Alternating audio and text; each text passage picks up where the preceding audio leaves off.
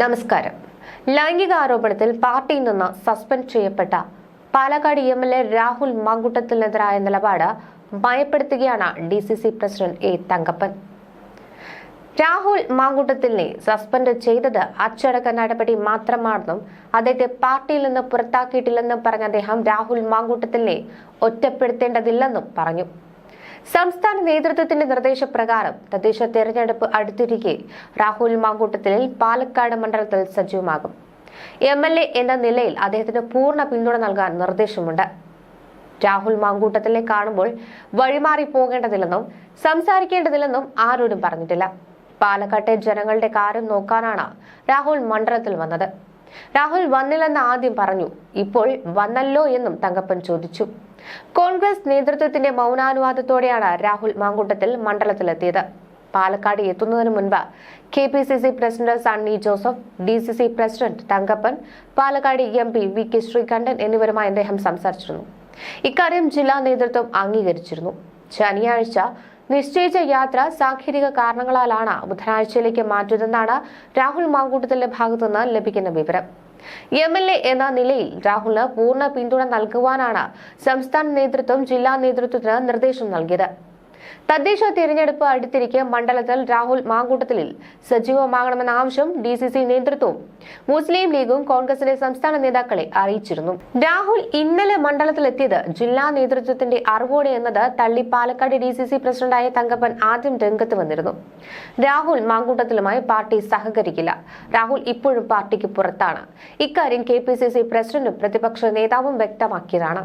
Party പരിപാടികളിൽ പങ്കെടുക്കില്ലെന്നും MLA എന്ന നിലയിൽ സഹകരിക്കില്ലെന്നുമാണ് A. തങ്കപ്പൻ വ്യക്തമാക്കിയിരുന്നത്. മണ്ഡലത്തിലെത്തിയതിനു ശേഷം വിളിച്ചിരുന്നു. അല്ലാതെ മുൻപേ DCC പ്രസിഡന്റിനെ അറിയിച്ച മണ്ഡലത്തിലെത്തേണ്ട ആവശ്യം രാഹുലിനില്ല. കോൺഗ്രസുകാർ മിണ്ടുന്നു, ചിരിക്കുന്നു എന്ന് പറഞ്ഞ പ്രശ്നമാകേണ്ട ആവശ്യമില്ല.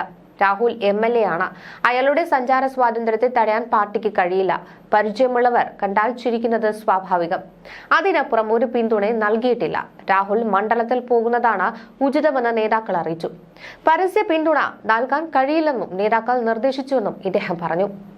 വിവാദങ്ങൾക്കിടെ 38ാം ദിവസത്തിന് ശേഷമാണ് കഴിഞ്ഞ ദിവസം രാഹുൽ പാലക്കാട് എത്തിയത്.